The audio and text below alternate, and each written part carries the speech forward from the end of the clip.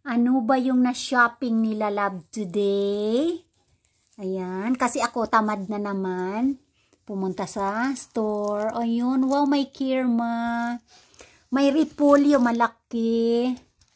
May maiinom. Ayan, ano ito, lalab? Salmon oil.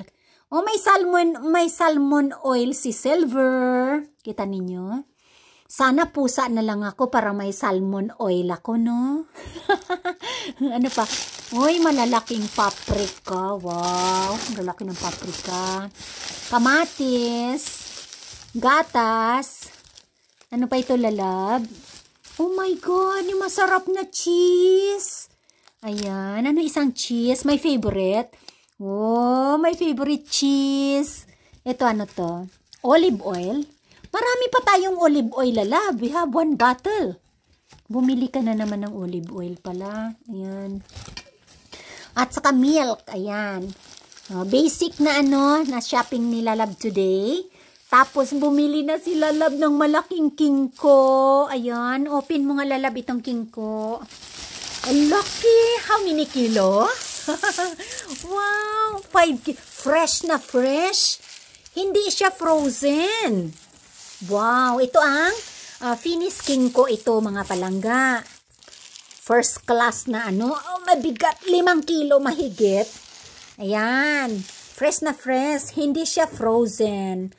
Laman yan ng baboy. Baboy ito, lalab, no? Porsa. Yes, porsa. O, porsas ito. Yung sa may pigi ng baboy yan. Laman, walang buto yan. Laman lang yan. Tapos, how many hours ito sa oven, lalab? Sa akin na lang yung taba. Ayan, may balat, oh. Ito magiging lechon yan. Check, maybe 5 to 6 yan. hours. 6 na oras ito nalulutuin sa oven. 5 kilo. Yan. Tapos itong balat niya, hindi naman nagki-crispy kasi yung balat kasi sa oven. Tapos babalutin siya ng cooking plastic. Babalutin siya doon. Yan. Tapos, dahil nga sa oven, hindi naman sa uling, kaya yung balat, hindi siya nagki-crispy. So, tinatapon na lang yung balat yan. Tinatapon.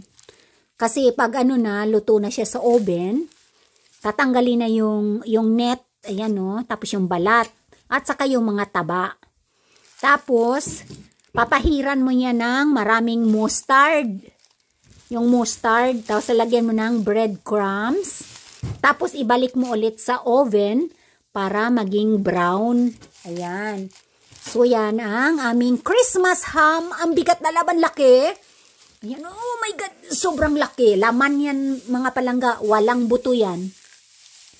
Okay, so lolotoin tapos kakainin sa 24 ng gabi. Yan, pagluto na. Lalab, kunin mo na, lagay mo na sa yakapi.